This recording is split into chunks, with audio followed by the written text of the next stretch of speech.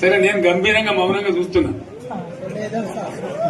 నేను కొడితే వట్టి కొట్టు నాకు అలవాట్లేదు కదా. చూద్దాము.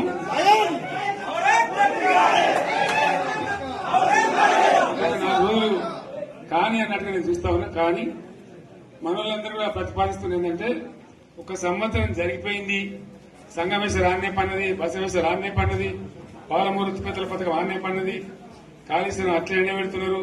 ఇవన్నీ అన్యాయాలని కాబట్టి ఫిబ్రవరి నెలాఖరులో ఒక పెద్ద బహిరంగ సభ పెట్టాలి, ఇంకా కథ చూడాలి అని జరుగుతూ ఉంది. కాబట్టి మీరు కూడా పెద్ద ఎత్తున దయచేసి ఆ సభకు కదిలి రావాలి. కదా దూరమే ఉండదు. ఆ రకంగా తెలంగాణ శక్తి ఏందో మరొకసారి చూపించి వీళ్ళ మెడలు వంచి ఇప్పుడు సాధించాలి. భవిష్యత్ కోసం కూడా కొట్టాడకు మనం సిద్ధంగా ఉండాలని తెలియజేసుకుంటూ, పరమేశ్వర్ గారికి అంతటి లోకమంత్రం ఇది. కోటి రూపాయల భూమి ఇప్పుడు 50 లక్షల కట్టుకోలేదు.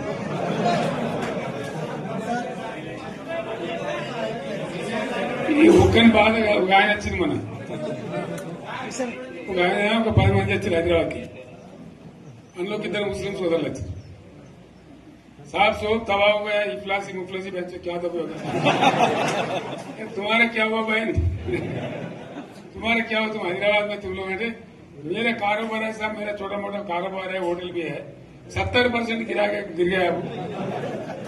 हर कोई पूछ रहे, हर कोई केसीआर को याद कर रहा है सामान. వాళ్ళు మాట్లాడుతున్నారు. ఎక్కడ ప్రతి ఒక్కరు భూముల ధరలు పోయినాయి, మందు పోయినాయి, మసాలా అన్ని పోయినాయి. ఇంత మంచిగా 4 ఎకరాల రైతు నేను 4 కోట్ల ఆసాగా అనుకుంటుండే. అంత ధీమా ఉంది.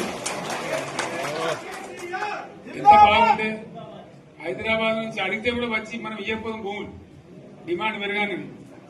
అంత బ్రహ్మాండంగా మారుమూల ప్రాంతంలో కూడా 40 లక్షలు 50 లక్షలు ఎకరానికి ఉండే. అటువంటిది సగానికి సగం పడిపోయి మొత్తం నాశనం చేశారు. వీళ్ళు ఇట్లే వదిలిపెడితే ఇంకింత నాశనం అవుతుంది. కాబట్టి మనం కొట్లాడాల్సిందే. నేను ఇంకొక మాట మీకు చెప్తా. ఎలక్షన్లలో నేను మస్తుగా చూసిన 50 ఏళ్లలో పార్టీలు గెలితే ఓడతాయి. ఇంత మాయలు ఏడాది లోపలనే కాంగ్రెస్ పార్టీ దొరికితే కొడతాం రానంత గొప్పగా.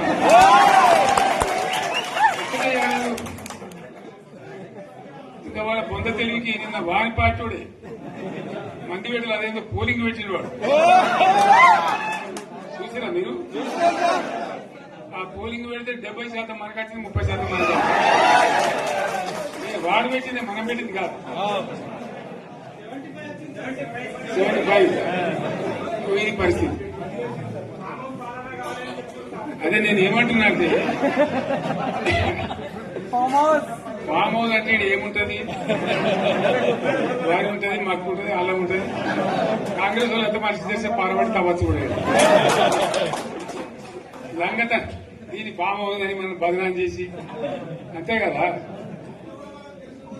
నేను ఏమంటున్నా అంటే, అన్ని మప్పులు విడిపోయినట్టు ప్రజలకు అన్ని తెలిసిపోతున్నాయి. మంచి ఏంది, చెడ్డ ఏంది, ఏం జరిగింది అన్ని ఇంకా ఘోరమైందని చెప్తున్నా. వీళ్ళ తెలియదక్కతనానికి ఏమైంది? నిన్న మొన్న రిపోర్ట్ వచ్చింది. Comptroller and auditor general of India అని కాగ్ అంటారు దాన్ని. కాగ్ రిపోర్ట్ వచ్చింది. పోయిన సంవత్సరం మన గవర్నమెంట్ లో వచ్చిన ఆదాయం కంటే 13,000 కోట్ల రూపాయల ఆదాయం తగ్గిపోయింది. ఇంకా మార్చి పోయేవరకల్లా ఇంకో 3-4 కోట్ల అవుతుంది. అంటే 15,000 కోట్ల ఆదాయం పోతుంది. మన గవర్నమెంట్ ఉన్నప్పుడు ప్రతి ఏడాది 15,000 కోట్లు పెంచుకుంటూ పోయింది, చెప్పేసుకుంటూ పోయింది. ఏడాది 10 నుంచి 15,000 కోట్ల ఆదాయం పెరిగేది మన టైంలో. అంత జాగ్రత్తగా మనం వ్యవహారం చేస్తాం. ఇలా ఉల్టా 15,000 కోట్లు పడిపోయింది. ఇంకా వాడేమిస్తాడుగా, ఇంకా ఇస్తారా? ఇంకో 4-5 నెలలైతే జీతాలే కష్టమైంది. ఉంటుంది అందరికి పెండింగ్ పెట్టి రిటైర్ అయిన దొరుకుతలు పైసలు మీరు చూస్తారు కదా పేపర్లలో. సో ఆ విధంగా రాష్ట్ర ఆర్థిక పరిస్థితిని కూడా దివాలా తీయించారు.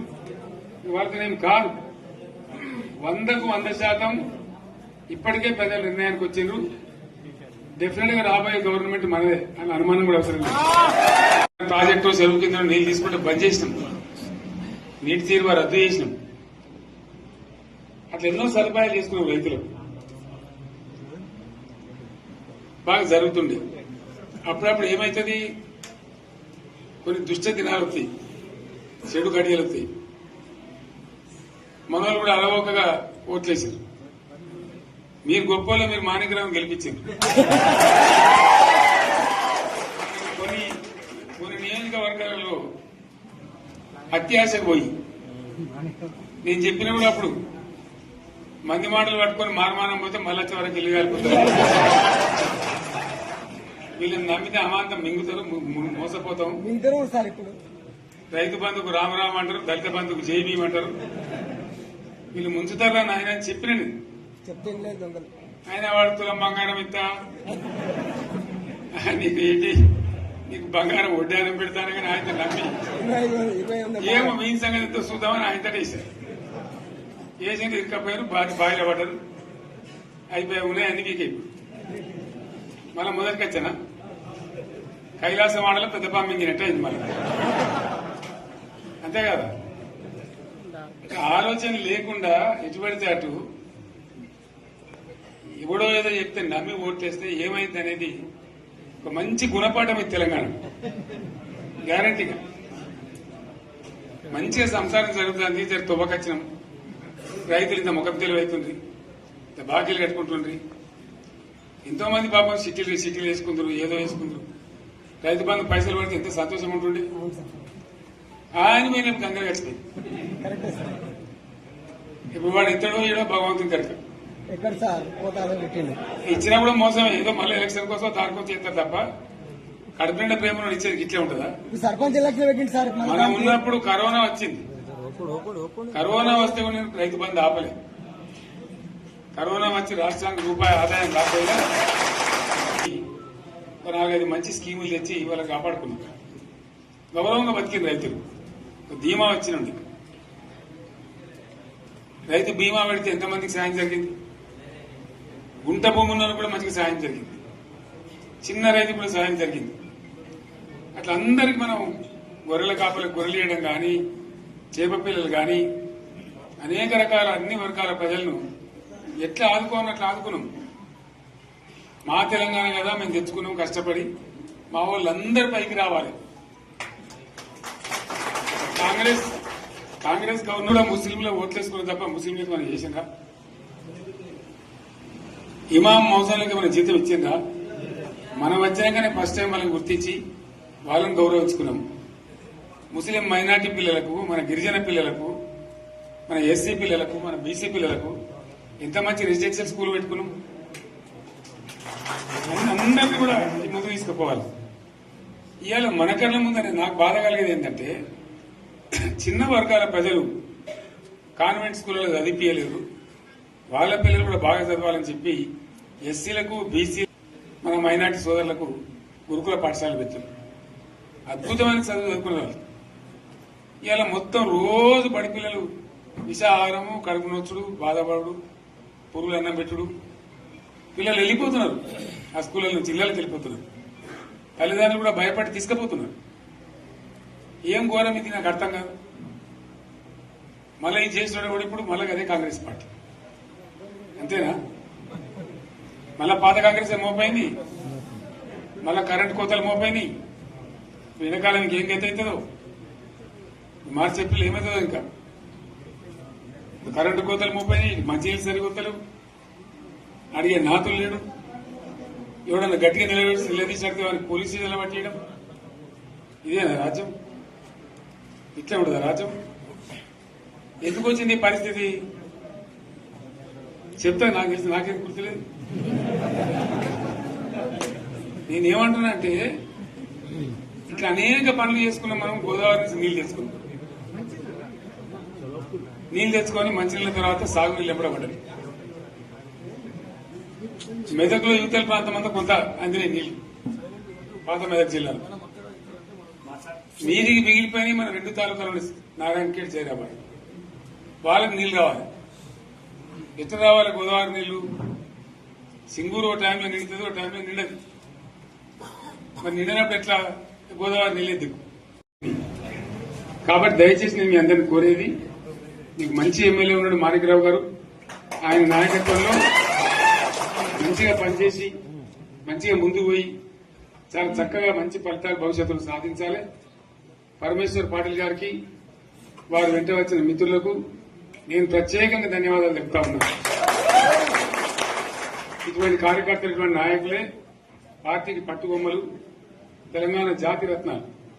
తెలంగాణకు ప్రమాదం వచ్చిందన్నప్పుడల్లా ఇటువంటి బిడ్డలే ఎక్కడో లేచి నిలబడి వాళ్ళ మా తెలంగాణని ఆ సోయి చూపెడతా ఉన్నారు. మీరు నడిచిన 140 కిలోమీటర్ల పాదయాత్ర వృధా పోదు. ప్రజలందరూ కూడా మనం చూసింది. దాంట్లో తోపట్టు కూడా మీతో ఎంతో మంది మాట్లాడింది, అడిగింది మిమ్మల్ని ఎందుకు పాదయాత్ర ఇస్తున్నాను, మీరు కూడా అందరికి చెప్పిండ్రు. అంతే కదా, మీకు కూడా అర్థమైంది ప్రజలు ఎంత వ్యతిరేకం ఉన్నదని. సో ఆ రకంగా మీ పాదయాత్ర వృధా పోదు, మీ కష్టం వృధా పోదు. తప్పకుండా రాబోయే రోజుల్లో విజయం మనదే. అయితే మన విజయం మన కోసం కాదు, అది తెలంగాణ విజయం కావాలి, తెలంగాణ ప్రజల విజయం కావాలి, తెలంగాణ రైతుల విజయం కావాలి అని మనవి చేస్తూ మరొకసారి పరమేశ్వర్ను వారి బృందాన్ని అభినందిస్తూ వస్తున్నట్టు మనకు లైన్ సింగూరు నుంచి లిఫ్ట్ చేసి సంగమేశ్వర, బసవేశ్వర 2 లిఫ్ట్లు పెట్టుకున్నాం. 2 తాలూకాలకు రెండింటికి కూడా లక్ష ఎకరాల పైచీలకు వచ్చేట్టు ఎకరాల నీళ్ళ స్టెట్ పెట్టుకున్నాం. మళ్ళీ మన నుంచే కావాలి, మళ్ళీ ఇది లైన్లో రావాలి. అందరూ మంచిగా ఉండాలి. మనకు మన పార్టీకి కులం లేదు, మతం లేదు, జాతి లేదు.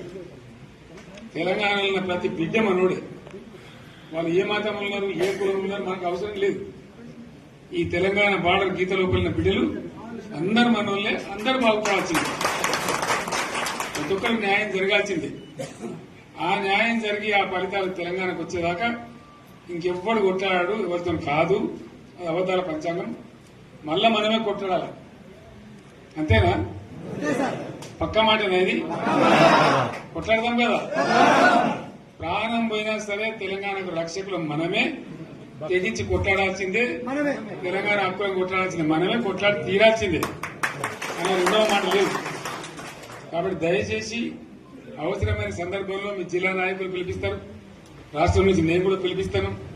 మీకు సిద్దపడి ప్రత్యక్ష ప్రజా పోరాటాలు లేవదీసైనా సరే మన ప్రాజెక్టులు సాధించుకోవాలి, మన నీళ్లు సాధించుకోవాలి, మన ప్రజలకు అన్యాయం జరుగుతుంటే ఎదురు తిరగాలి, కొట్లాడాలి. తప్పకుండా ప్రజలకు న్యాయం చేసేదాకా మనం ముందు పోతూనే ఉండాలి. తెలంగాణ కోసమే బయలుదేరిన జెండా గులాబీ జెండా. తెలంగాణను సాధించింది గులాబీ జెండా. తెలంగాణను మంచిగా చేసి లైన్లో పెట్టింది గులాబీ జెండా. భారతదేశంలో నంబర్ 1 అనేక విషయాల్లో చేసి సాధించి చూపెట్టింది గులాబీ జెండా.